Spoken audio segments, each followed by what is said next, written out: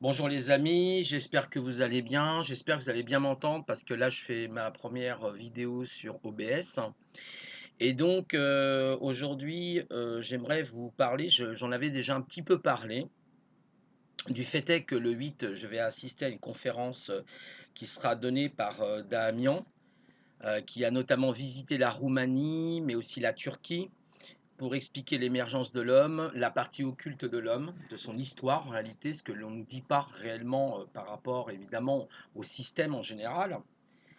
Et donc il y aura aussi Bleuette Diode qui parlera d'une ville souterraine. Alors, je ne me souviens plus du nom parce que c'est un nom turc, c'est un petit peu compliqué à prononcer le turc. Mais elle parlera d'une ville souterraine qui existe actuellement, qui est je crois enfouie à plus de 50 mètres de profondeur, 30 ou 50 mètres, quelque chose comme ça, ou peut-être moins et qui aurait servi d'abri anti-atomique. Il y a de cela entre 5 et 6 000 ans. Donc, je ne sais pas ce qui s'est passé il y a 5-6 000 ans pour qu'il y ait des abris anti-atomiques. Bon, de toute façon, j'écouterai cette conférence. Elle est en deux parties. Elle dure chacune 2 heures. Il y a Dayamian qui va parler en premier le matin, je crois, et l'après-midi, ça sera Bleuette Diode. Alors aujourd'hui, j'aimerais justement, pour vous mettre un peu l'eau à la bouche, vous parler des momies tridactyles de Nasdaq. Je ne sais pas si vous avez entendu parler de cette affaire, de ces 4 momies. Je crois qu'il y a eu 4 momies de trouvées par Mario en particulier. Et aujourd'hui, ce que je vous proposais, c'était une lecture qui va peut-être durer à peu près 20-25 minutes environ.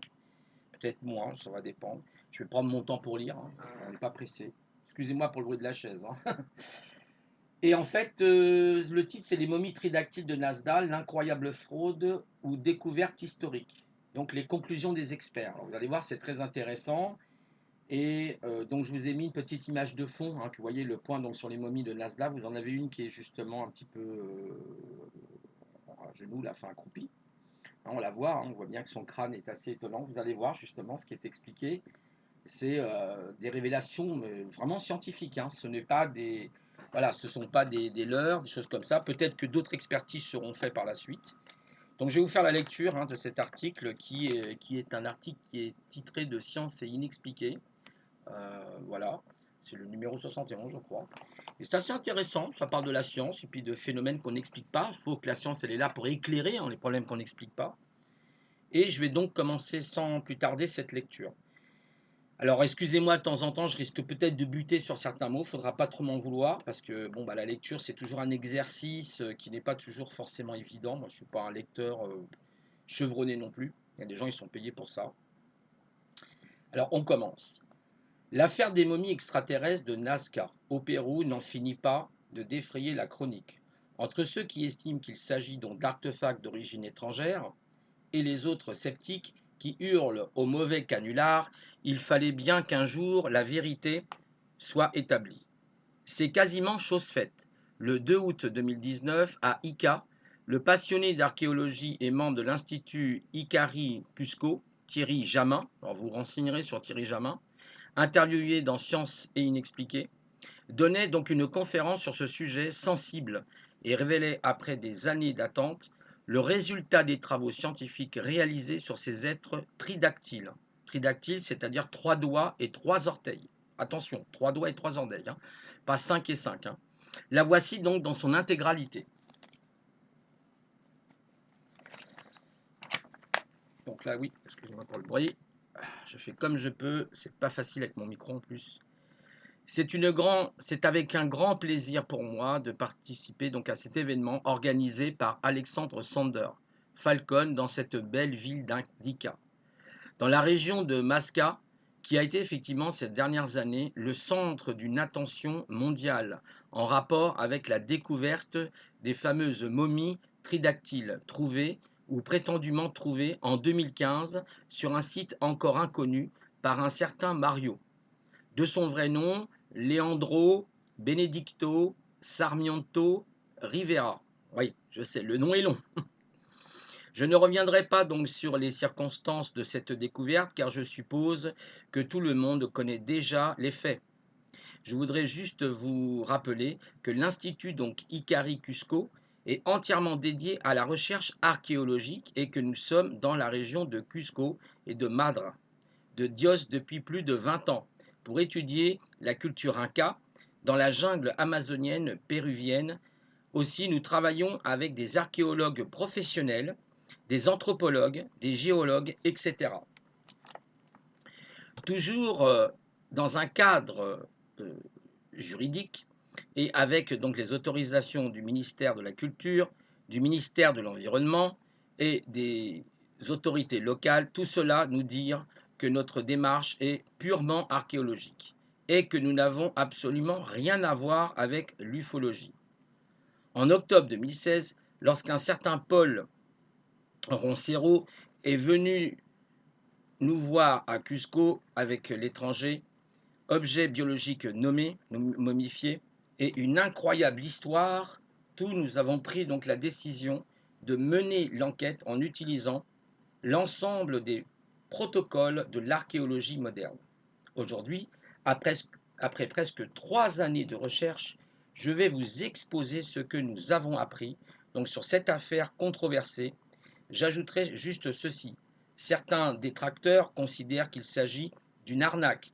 D'autres estiment que je suis un escroc. Je souhaiterais donc leur répondre qu'à l'Institut Icaris, donc Cusco, il n'y a aucun médecin, biologiste ou généticien.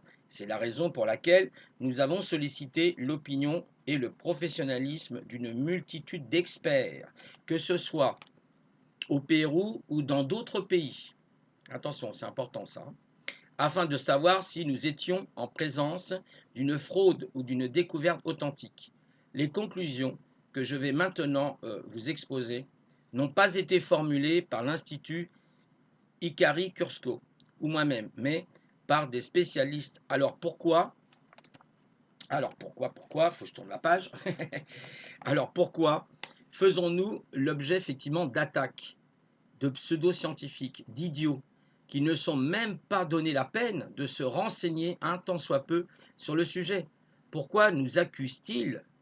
Je vous passerai les insultes, sans rien savoir. Bref, je vais commencer donc par les résultats bruts et les conclusions des scientifiques.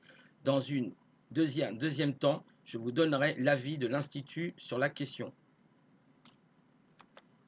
Notre démarche. Alors, comment la démarche, en fait, a été faite, démarche scientifique, parce que c'est important.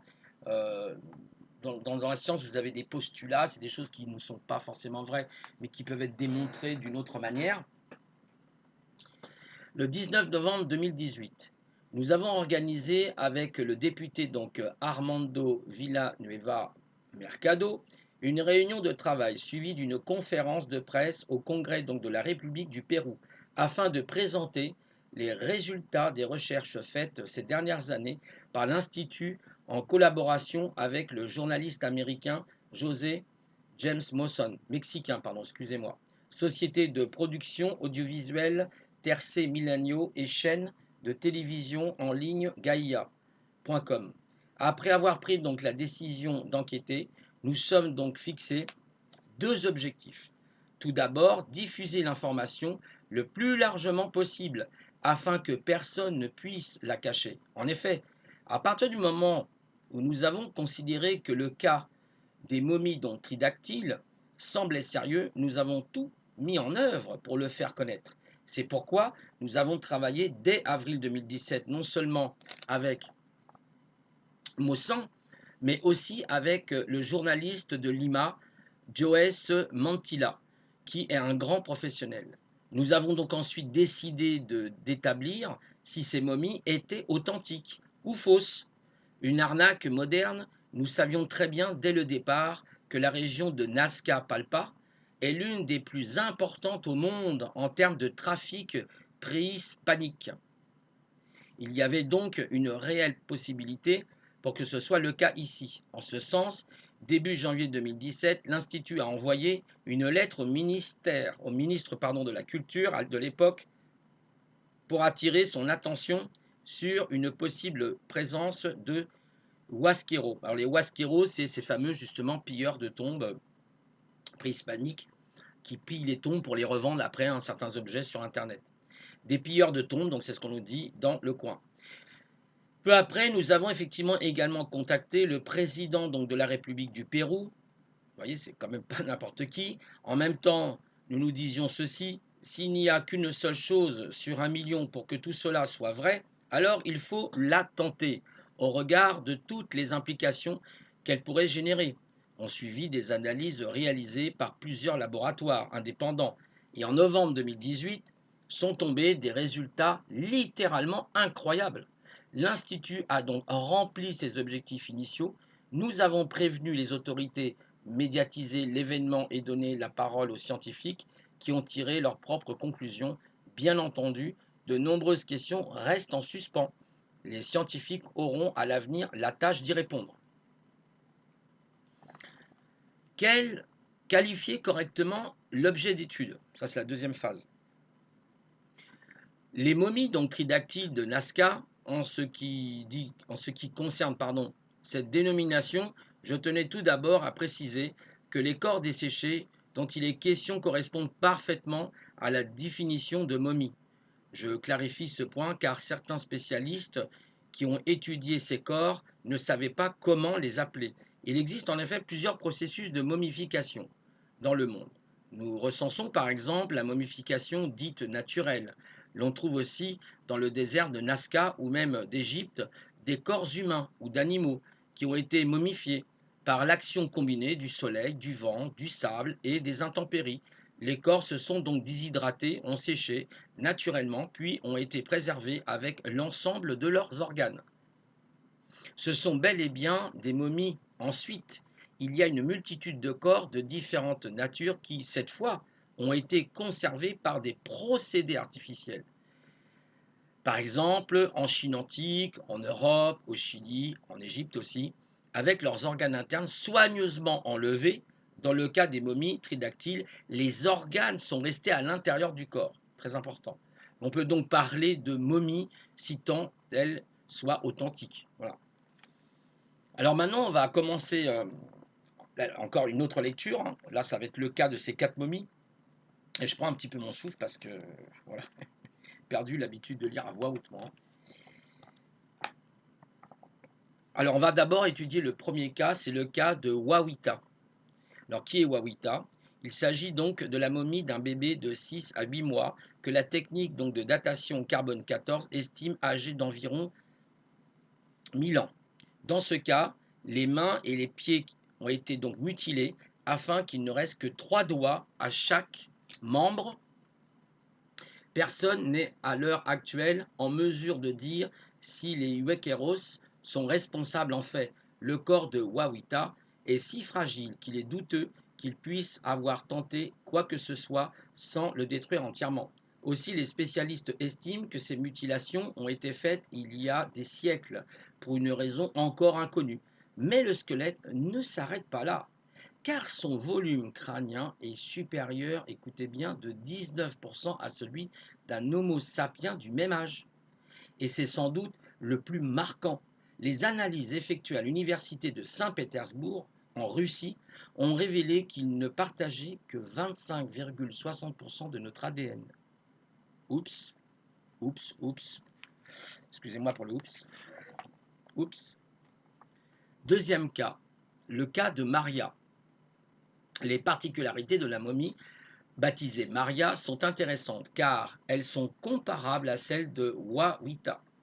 En partie, c'est pourquoi je voudrais donc insister sur quelques points. Premièrement, on ne remarque aucune trace de coupure au niveau des mains et des pieds, qui trahirait effectivement une mutilation de quelque nature que ce soit. Comme l'indique le docteur Raimundo Salas et le docteur Jesus Zalz, tout semble parfaitement authentique. Le scanner des pieds et des mains ne montre pas de manipulation. Les empreintes digitales visibles sur les pieds, car il y en a, montrent de surcroît des lignes parallèles et horizontales qui ne correspondent pas à celles de l'Homo sapiens, qui forment effectivement des spirales. Si nous sommes confrontés à une fraude, comment les Huesqueros auraient-ils pu s'y prendre pour réaliser de telles marques au niveau donc de ces talons dont certaines critiques affirment qu'ils ont été donc sculptés pour leur donner un aspect non humain. Grosse surprise encore, la tomographie, une technique d'imagerie qui permet effectivement de reconstruire le volume d'un objet à partir d'une série de mesures, indique que ce n'est pas le cas. En outre, les tendons et les muscles y sont parfaitement rattachés. il est tout à fait possible que Maria n'ait pas eu effectivement une façon de marcher similaire à la nôtre, en attaquant avec le talon. Peut-être elle utilisait davantage ses orteils pour se mouvoir. La datation du carbone 14 effectuée par les laboratoires Beta Analytiques aux États-Unis, vous voyez, on était en Russie, à Saint-Pétersbourg, maintenant c'est un laboratoire aux États-Unis, ainsi qu'à l'Institut de physique de l'Université nationale autonome du Mexique, indique que Maria a plus ou moins 1850 ans. Elle est donc contemporaine de l'ère culturelle Nazca, comme pour Wawita. Son volume crânien a une capacité supérieure de 19% à celui de l'Homo sapiens. Si cette déformation avait été artificielle, elle n'aurait pas affecté ce volume. De l'analyse de son ADN effectuée par le laboratoire mexicain, cette fois-ci, Biotechmol, sont sortis les chiffres suivants. 33,68% d'ADN en commun avec notre espèce. Une contamination bactérienne qui représente 18,42% et 47,90% d'ADN inconnu. De son côté, l'université de Saint-Pétersbourg n'a trouvé que 23,80% d'ADN commun et 76,2% avec celui d'Africains non classés. Le laboratoire Abraxa, toujours au Mexique, a obtenu des résultats similaires. Pour référence, le chimpanzé partage 98% de son ADN avec l'homme moderne. Nous parlons donc de laboratoires reconnus pour le sérieux et leurs compétences dans le monde entier. Nous pouvons dès lors nous appuyer sur leurs analyses et leurs conclusions. Le troisième cas, c'est le cas de Joséphina. Si ça se dit comme ça, je pense Joséphina. Si cet être mesurant 57 cm de haut, pas très grand, est authentique, alors il semble appartenir à une espèce de type humanoïde reptilienne. Au total, nous avons donc pu examiner une douzaine de spécimens analogues dans les proportions. Ce qui est intéressant dans le cas de Joséphina est entre autres la présence d'une plaque de métal, comme du cuivre, sur son torse. Nous avons donc pu analyser cette plaque avec l'Institut géologique minéral et métallurgique péruvien, qui s'appelle INGIMET. Après examen, il s'avère que cette partie centrale est constituée de cavités géométriques.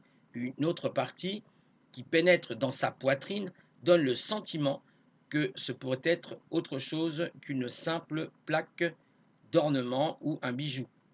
Sa fonction reste toujours inconnue pour l'instant. La grande surprise révélée par des scanners haute définition est la présence de matière organique non identifiée à l'intérieur de son abdomen, ainsi que 3 objets ovales qui ressemblent à des œufs. En 2018, des études complémentaires conduites par le biologiste José de Cruz ont permis effectivement d'en découvrir un quatrième en formation dans une sorte d'oviducte. Mais les détracteurs continuent d'affirmer qu'il ne s'agit que d'objets en métal que les Iokeros modernes ont introduits dans l'abdomen, dans le cadre d'une arnaque internationale. Nous aussi recherchons évidemment les signes d'une fraude. Le fait est que nous n'en avons pas découvert de probante.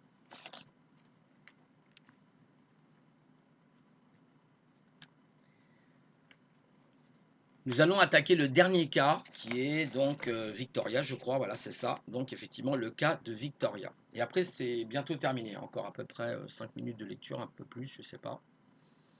C'est également donc un spécimen de type humanoïde reptilien. Sans tête, Victoria est en position assise, un peu comme sur la photo là. Sauf que là, il y a une tête, elle était assise comme ça, mais il n'y a pas la tête a priori dans l'analyse. Enfin, elle n'est pas tout assise, elle est plutôt adossée à un mur. Et puis on voit que les jambes sont plus en avant en fait, mais elle est assise. Une position qui permet donc de rendre compte comment pouvaient effectivement fonctionner ces articulations. En 2017 et 2018, plusieurs laboratoires ont procédé à sa datation par la méthode du carbone 14. Des analyses très importantes, dans un premier temps sur la base d'échantillons de vertèbres, du cou et d'un petit morceau d'os de la hanche. L'Institut donc de physique de l'Université autonome du Mexique a été en mesure de déterminer son âge, environ 1200 ans. Quant à l'étude donc de l'Institut Biotechmol, elle a montré qu'elle n'avait que 36,27% d'ADN en commun avec l'Homo sapiens au niveau de la vertèbre et 29,12% pardon, au niveau de l'os de la hanche. L'ADN donc de ces échantillons a été comparé à celui de plus d'1 million d'espèces animales et végétales. C'est pas rien. Issus de plusieurs banques de données via la performante méthode de recherche heuristique basique locale Hallingman Church Tool.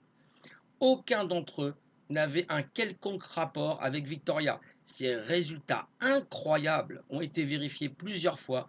Ils sont donc entérinés.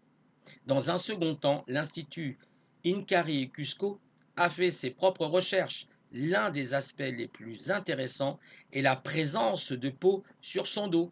Grâce à mon amie brésilienne Marisa Cueri et de l'Université fédérale Fluminense, nous avons eu la chance de pouvoir dater un échantillon au carbone 14.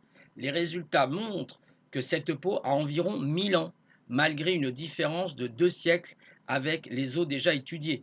Cette date est plutôt cohérente.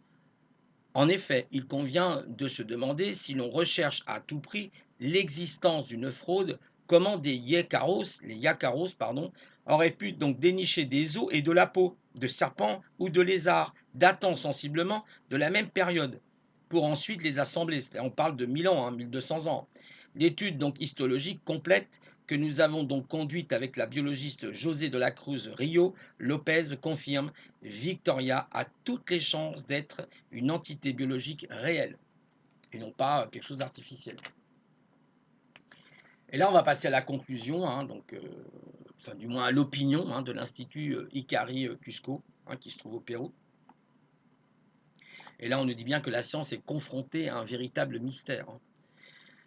Alors, cette conclusion, la voici. Les résultats, ou l'opinion du moins, les résultats donc de la conférence qui s'est tenue le 19 novembre 2018 au Congrès de la République du Pérou démontrent que la science est confrontée à un véritable mystère. On ne peut pas encore parler à ce stade de momies d'origine extraterrestre. Bon, là-dessus, c'est un peu discutable, mais c'est possible. Pour l'instant, il ne s'agit que de la découverte probable d'au moins 2 espèces dont l'origine nous est inconnue. Ouais, effectivement, l'origine est inconnue. Il existe d'autres corps découverts par le fameux Mario, sur laquelle il y aurait beaucoup à dire. Nous le ferons le moment venu, car il subsiste effectivement une multitude d'interrogations par lesquelles nous n'avons pas encore de réponse. En ce qui me concerne, les questions donc principales sont les suivantes. Où se trouve le site d'exhumation? Première question. Et dans quel état se trouve-t-il actuellement? Deuxième question. J'ai en effet entendu dire que plusieurs groupes de Yasqueros le convoitaient pour le piller et vendre des pièces donc archéologiques par l'intermédiaire d'une plateforme informatique brésilienne. Est-ce la vérité? Autre question. Je ne sais pas qu'il dit. Toujours est-il qu'après 3 ans d'enquête, l'Institut est convaincu de la véracité de l'affaire des momies tridactyles de Nazca. Néanmoins, nous pensons également qu'une partie donc des objets que l'on peut voir sur Internet ne le sont peut-être pas. Donc attention. Et que certaines personnes en profitent effectivement pour les vendre sous la dénomination extraterrestre. Nous ne pouvons que regretter et dénoncer une telle situation, malgré la controverse dans laquelle je refuse d'entrer. La seule chose qui compte sont les faits, les résultats des analyses scientifiques, et il plaide en faveur de l'authenticité, sauf si les Yaqueros sont capables de combiner des séquences d'ADN entre elles. Les tests génétiques constituent la preuve ultime et définitive. Aujourd'hui, dans les palais de justice du monde entier, les procureurs et les juges ont recours à cette technique ultra fiable pour condamner des personnes accusées de meurtre et de viol. Maintenant, j'ai l'impression que quelqu'un est derrière tout ça et qu'il ne s'agit pas de Mario. Alors qui? J'aimerais bien le savoir. Reste que nous ne sommes qu'au début d'une aventure qui aura des répercussions importantes, sinon historiques. Voilà. Donc là, on a terminé l'article. Très intéressant. J'espère que cette lecture vous aura plu. Désolé un peu pour le hachage de temps en temps. Et voilà, donc là, on a quand même des instituts, Saint-Pétersbourg en Russie, aux États-Unis, des laboratoires mexicains qui ont fait donc ces analyses. Et là, ce que je vous ai lu, en fait, voilà, eux, ils vous disent pas c'est forcément des extraterrestres, ça peut être une race, à part, comme il existe le bonobo, comme il existe on ne sait pas exactement. Mais c'est vrai que vous regarderez quand même les photos, hein, je vous ai mis, bon, une photo assez simple, hein, mais vous irez voir sur internet, vous tapez tout simplement ce qui est marqué là, hein, les momies de Nazca ou tridactyle, tridactyle, je vous ai expliqué, hein, 3 orteils ou 3 doigts ou 3 orteils et voilà. Donc, c'était pour le lundi matin, une petite, vidéo, avec un petit montage. J'espère que j'arriverai à faire des choses encore plus belles. On verra si j'ai du temps et en tout cas, eh ben, j'espère que ça vous a plu et que je vous souhaite une très bonne journée et je vous dis à plus tard. C'était Didier. Au revoir.